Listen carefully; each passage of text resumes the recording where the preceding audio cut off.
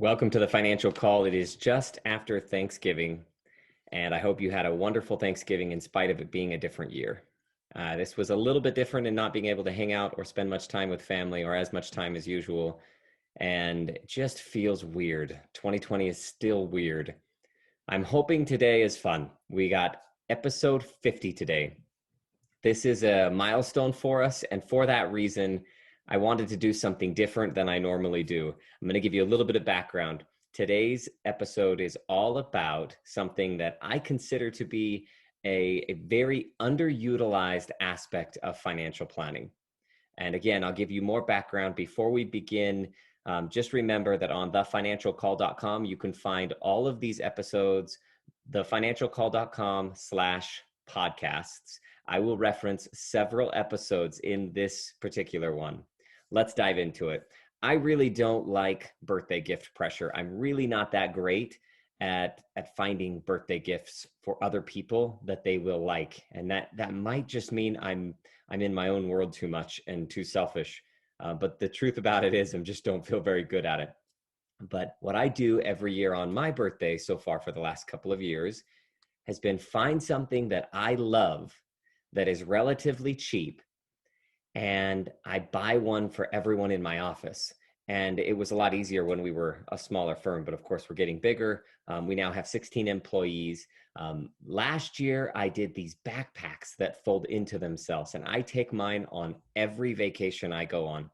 So it's this backpack that folds down to a little bit smaller than a dinner plate and only an inch or two thick. So it's a really soft, really lightweight, tiny little backpack, folds inside itself. If you know me, I'm a sucker for things that fold inside themselves.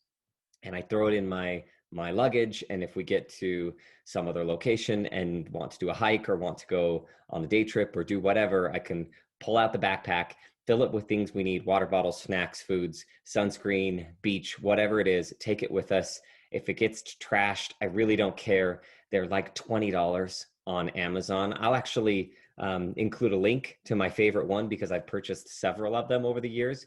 Anyway, I bought one of these for everybody in my office. And then this last year, I bought packing cubes. And packing cubes are like the ultimate gift for the person with OCD, because you can put all of the things that you want to organize in bags to organize it before you put it in the bag to pack it on vacation.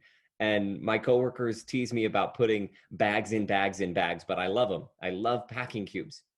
I especially love them when I get to the hotel and my wife needs the drawers and the shelves. For example, if you go to New York, you're not going to have much of a hotel room compared to other locations where real estate isn't nearly as expensive.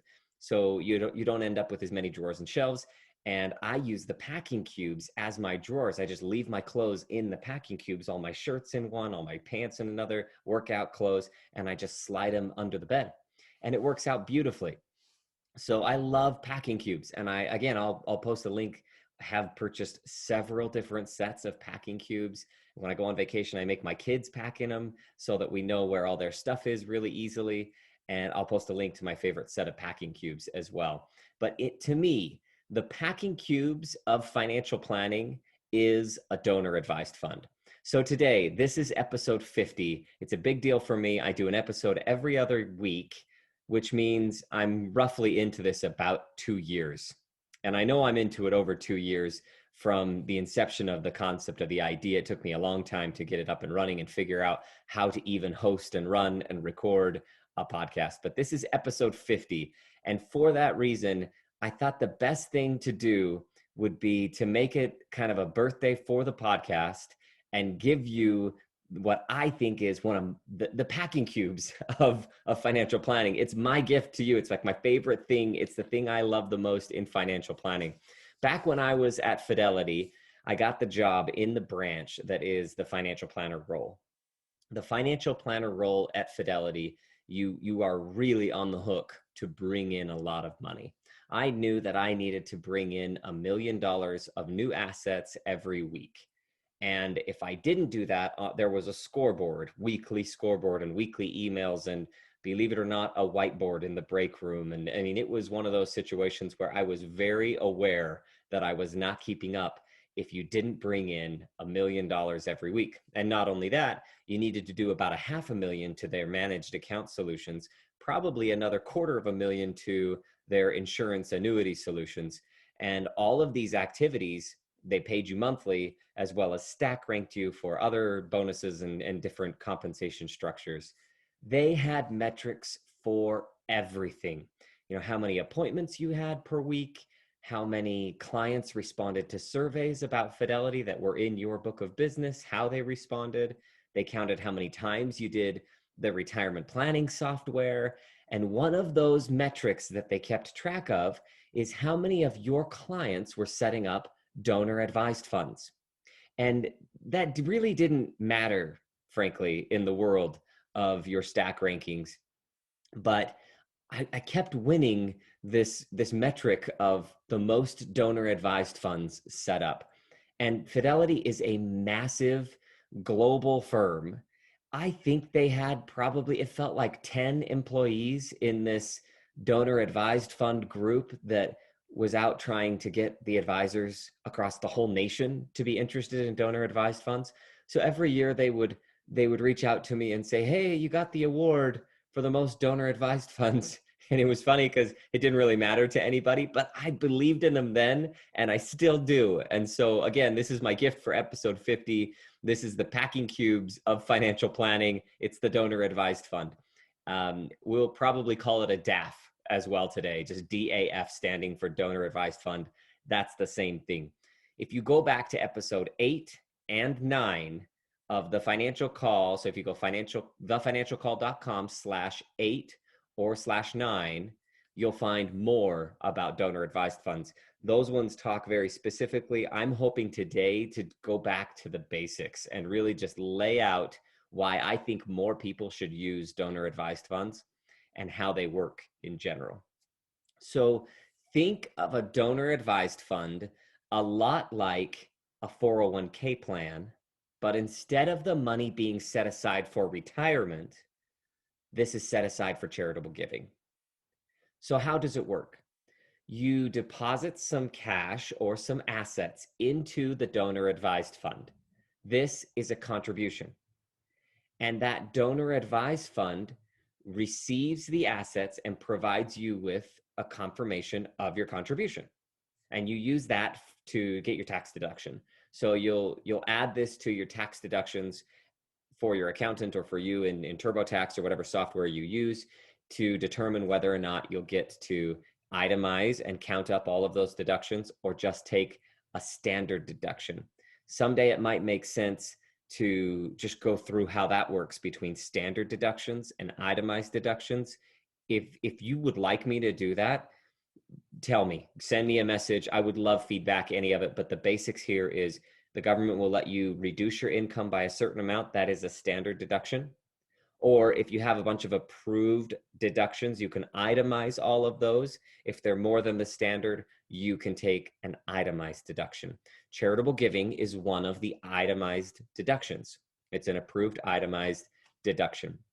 So far, this sounds just like making a normal charitable contribution to any charity. But here's where it starts to get a little bit different. The donor advised fund, unlike another charity, so if you give money to a school, a hospital, a religion, then they're going to take that money and they're going to use it as they see fit. A donor advised fund allocates those assets to an account inside the DAF that you control.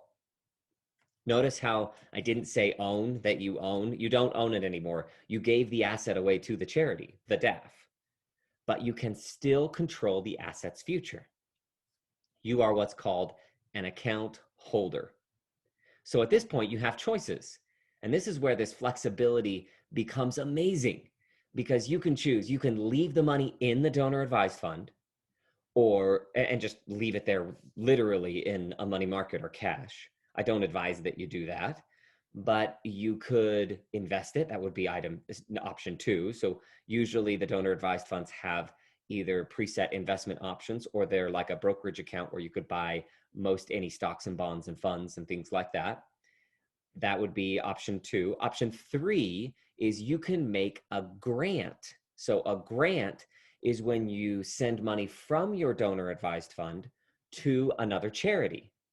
So let's keep those two concepts different. There's a contribution and there's a grant.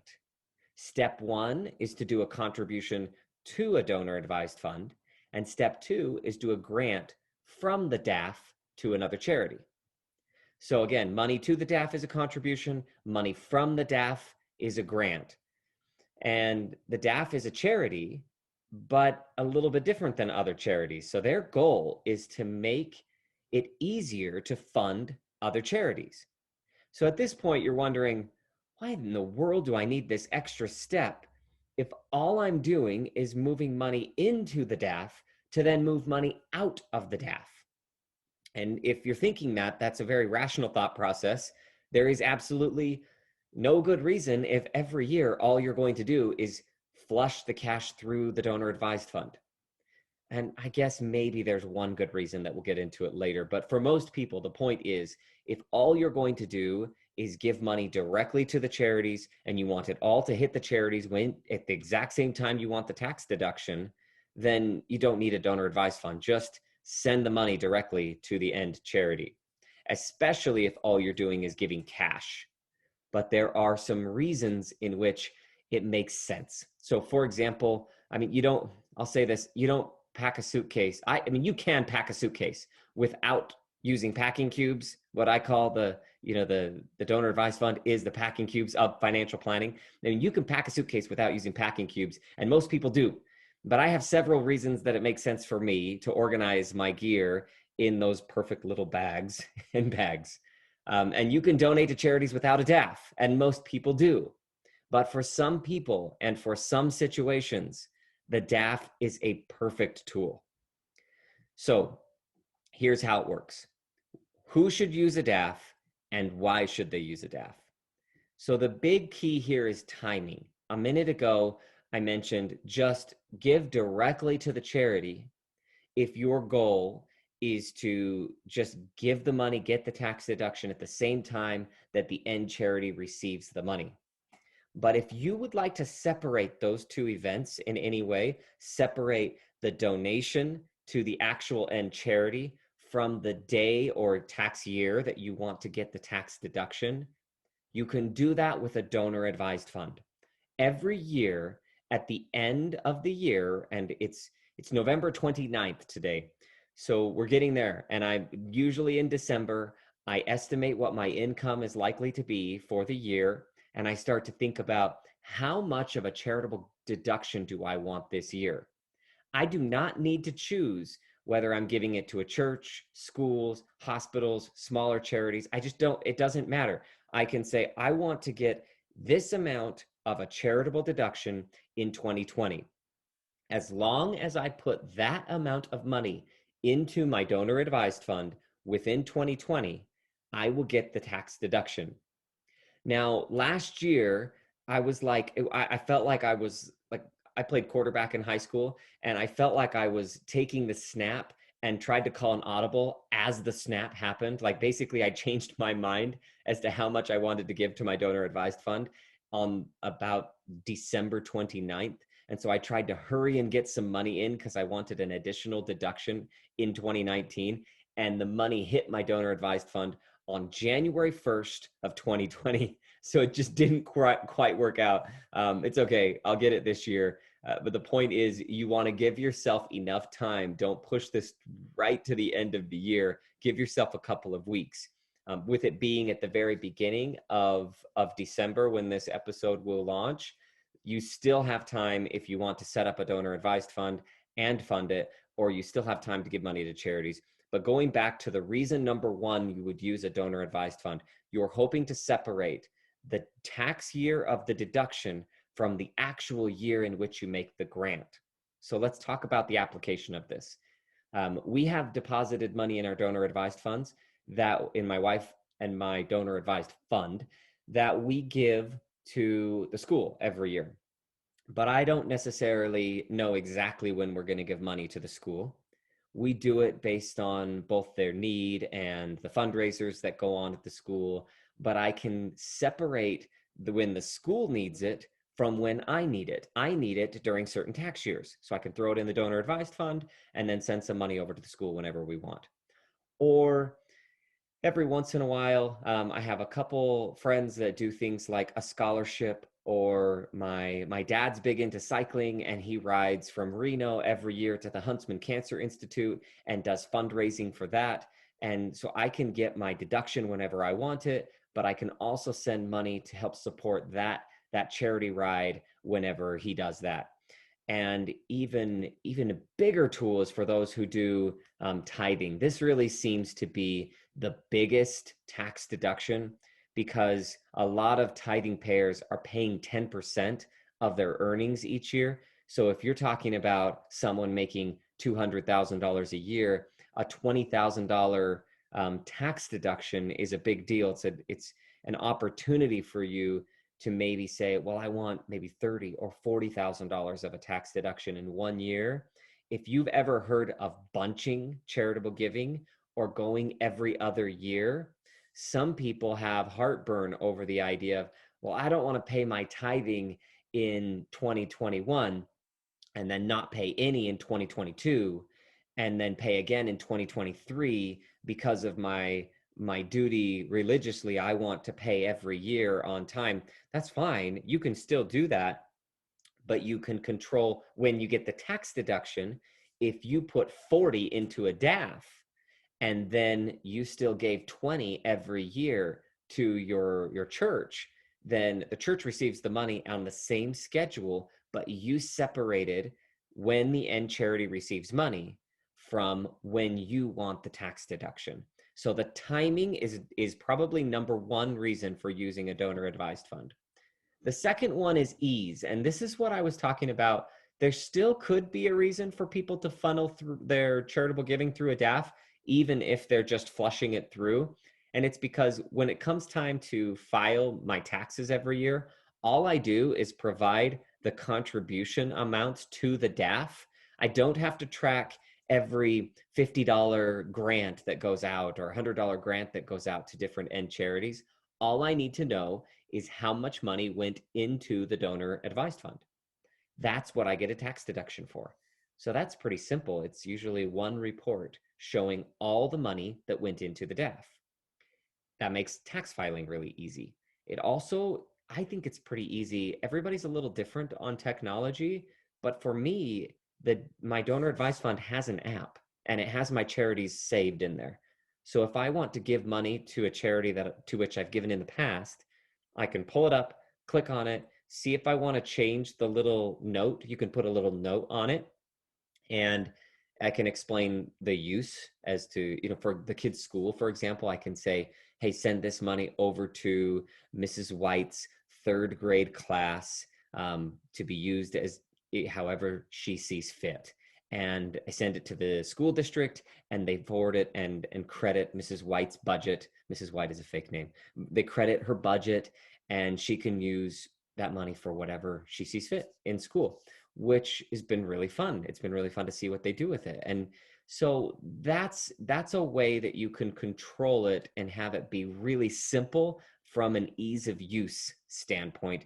And I can track how much I've given over the years. Anyway, it's just all right there on the app, which can also be kind of interesting too, because we were at an event where a charity was up front talking about what they do.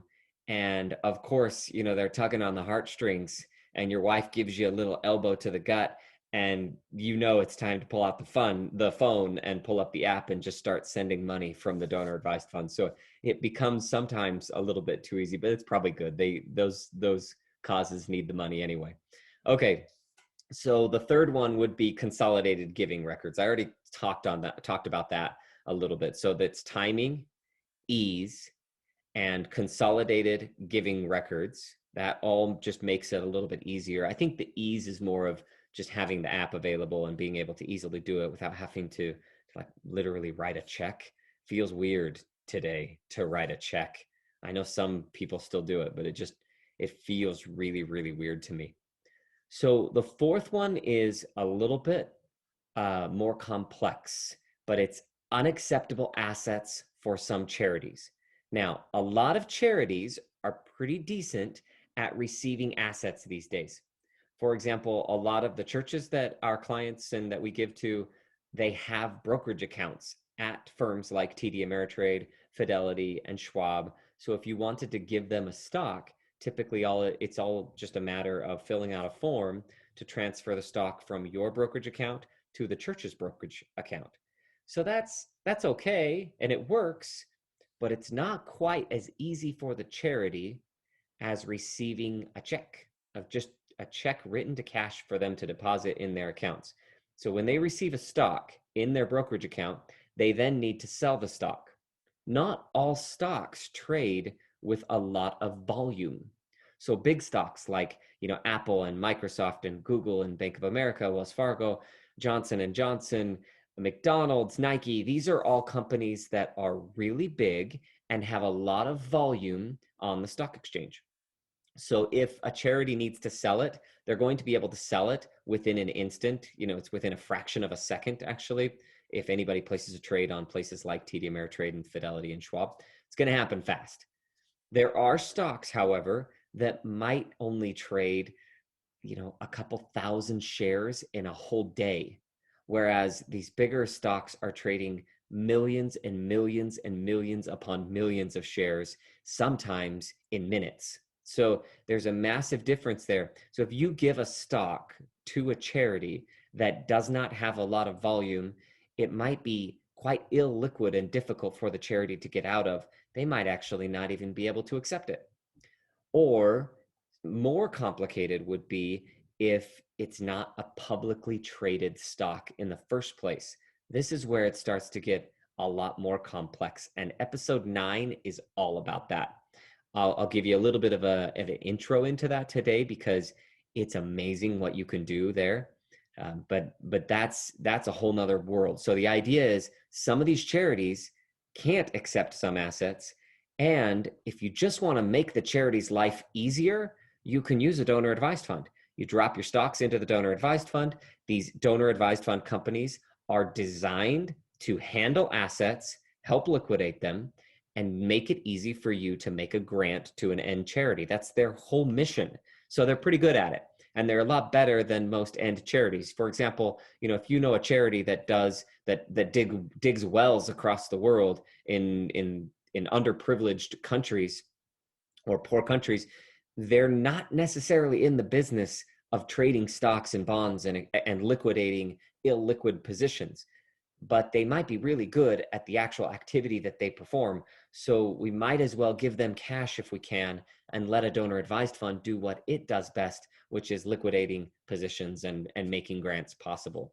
So what types of assets would you donate to a donor advised fund? The cash is really easy, right? I mean, you can do a transfer from your bank account to a donor advised fund and just deposit cash. And I end up doing that. It's ideal to use other things. I'll explain why in a second. But every once in a while, I end up donating cash for various reasons. The more advantageous thing for you to give would be appreciated stocks or bonds or funds. So items or investments that you've purchased, not inside retirement accounts. We're talking about just outside of retirement accounts, investments that you have purchased and that have gone up in value and that you've held for more than 1 year.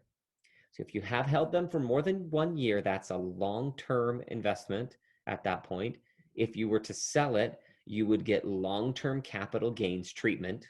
So that's how the tax code works. And long-term capital gain treatment is a lower tax cost than if they just considered it regular income to you. If you sell an investment after 1 year, it's just regular income. There are some exceptions to all of this, sometimes even longer than 1 year, but for most all investments, it's 1 year for short term. If you're within a year, it's short term, and over a year, it's long term. If you have a long-term investment that has gone up in value, let's give an example. So let's say someone bought some Apple stock, they put $10,000 into it, and it has grown to $30,000, which happened for a lot of people and in that particular stock. So if you had purchased it for 10 and it's now worth 30 and you've owned it for multiple years, If you sell it, you would have to pay capital gains tax on the $20,000 worth of gain. For most people, that is a 15% federal tax. Everybody states a little different, but the federal capital gain rate is 15% for most people. It goes up when you have more than about $250,000 of income and capital gains together. And it goes up to 18.8 and then it keeps climbing. But for most people, 15%. So that means $3,000 in taxes for selling your Apple stock, because that's 15% of the growth, which is $20,000. So the ideal situation here is, instead of selling the stock, in fact, let me throw out another scenario, because this happens all the time. We have a client who's sitting with maybe $30,000 worth of cash in the bank. They have $30,000 worth of stock, like Apple stock, and they're giving their cash to their church for tithing or to a charity. Instead of giving this $30,000 of cash to their church, they should be giving their stock to the church or donor advised fund or school or hospital, whatever charity. And then, but maybe they're thinking, but I really like owning Apple stock. I don't want to sell it yet. That's fine. You don't need to. So what you do is you give the $30,000 worth of Apple stock to the charity of your choice. Take the cash you have in the bank that you were going to give to the charity anyway, but instead of giving it to the charity, deposit your cash back into your investment portfolio and buy the stock back. So now you still own Apple stock. The amount that you have paid for your stock that you've already paid taxes on, they call this your cost basis. Your cost basis is how much you paid for the stock and that you've already paid taxes on. Originally, your cost basis was $10,000 and you had a gain of $20,000. But now we gave those shares away to a charity and we've taken $30,000 of cash and repurchased the shares. So now your basis, your cost basis, is no longer $10,000, it's actually $30,000. So now when you go to sell this Apple stock in the future, let's say it doesn't go up anymore and you sell that $30,000 worth of Apple stock, you have zero tax cost. Let's say it goes up to 50 from there, which you hope it does. Well, now instead of paying taxes all the way from 10,000 up to 50, you're only paying taxes on 30 up to 50. So you've cut out all that gain. I mean, the exact dollars saved here is $3,000 of long-term capital gains tax sometime in the future. When you eventually sell your Apple stock, you don't have to pay that because the charity received that stock, and a charity can sell stock and not have to pay taxes. They're not like you and I. A charity has preferential tax treatment and is not on the hook to pay capital gains tax for selling those shares. So that's the reason it would be better to give appreciated assets. And what I mean by that is assets or investments that have gone up in value, because you are able to avoid the capital gain on that. So let's talk about this privately held stock situation. I've done this several times with individuals in fact, I usually end up doing about one or two of these every year. What happens here is it's just like Apple stock, but instead of it being Apple stock, it might be small business plumbing company or storage facility company or landscaping company or something like that, where you never dreamed that you would actually be able to create stock in your company and give some of your stock, but that's exactly what happens. So let's say that I'm going to use round numbers here, and most of the time, this is beneficial for those people who have companies worth quite a bit of money. If it's not worth quite a bit of money, it's really not worth it. I'm not going to disclose any personal information here about anybody, but I'm going to give you an example of how this works that is very similar and close to multiple examples I've done in the last couple of years. Business is worth $10 million. The owner of the business is about ready to retire. So they start to entertain different buyers.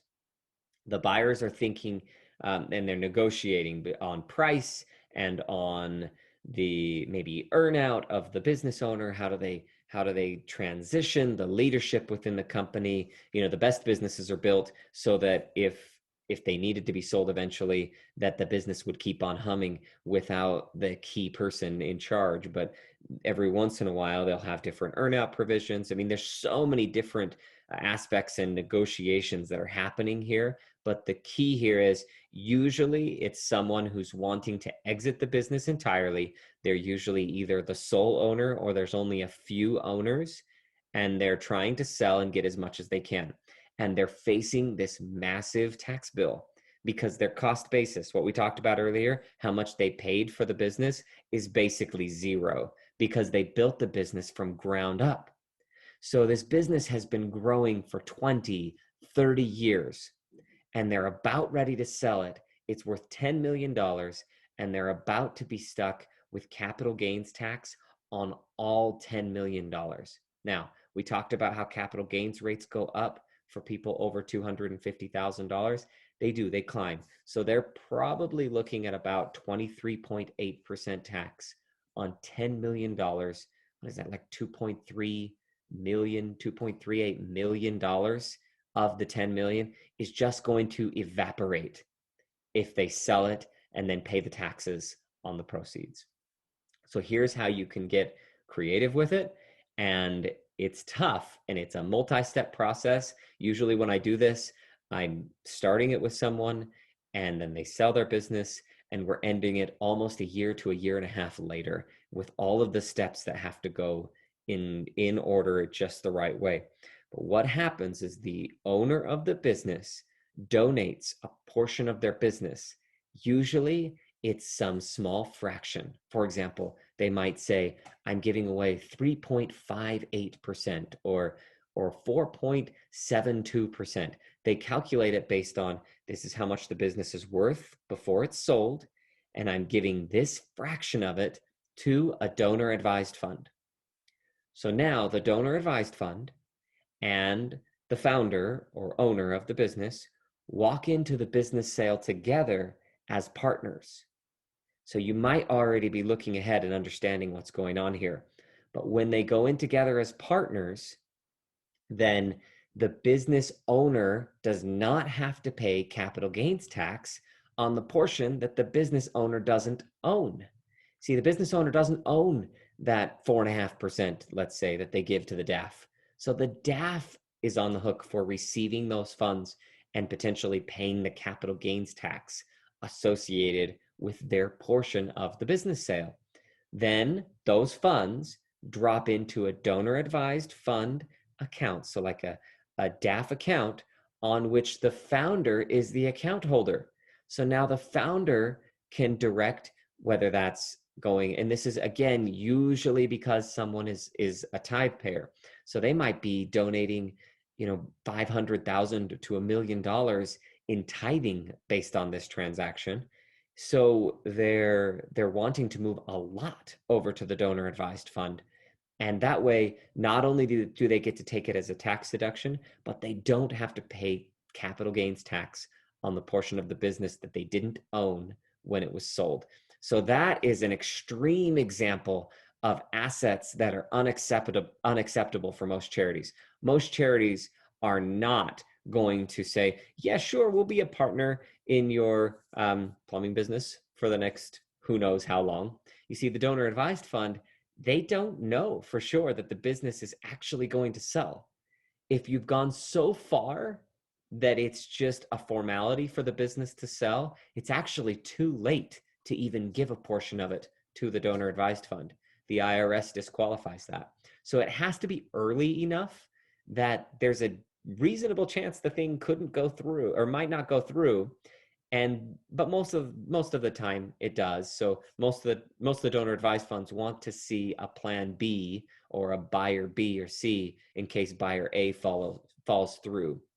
So this gives you an idea. So let's go backwards though. We've gotten deep here. Let's go back to more of the basics. You would use it a donor advised fund because you're trying to separate the timing of deduction from the timing of actually giving money to an end charity. Or you would use it because you think it's easier to use technology and just push buttons on an app than to actually write checks.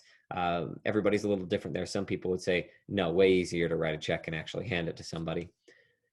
You would use it if you would like to consolidate all of your giving records.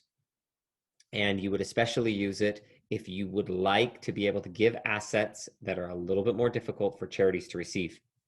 One of the main churches that we have our clients give money to recently had an issue with receiving assets into a brokerage account at one of the firms that they own a brokerage account with. And it is an issue. It's hard. It's hard for some of our clients just within the last week or two to donate some of their assets to that brokerage account until they get that fixed. But a donor advised fund just sends cash to the charity, just makes it really easy on those charities. Okay, so usually a couple questions I get. One, how do you set one up?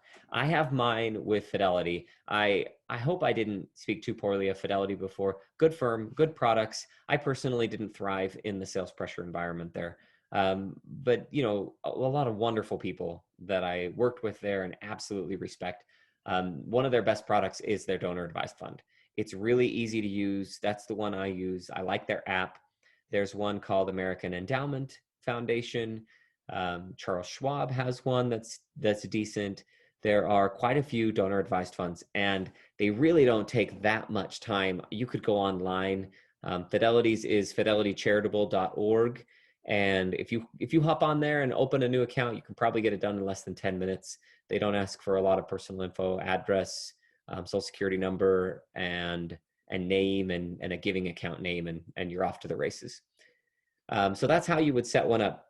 They do have fees. I don't make any money off of these, but they do have a fee within the donor advised fund. I think it's 0.6% per year. For me, it's totally worth it. I'm able to utilize it and really benefit from a tax standpoint much greater than that.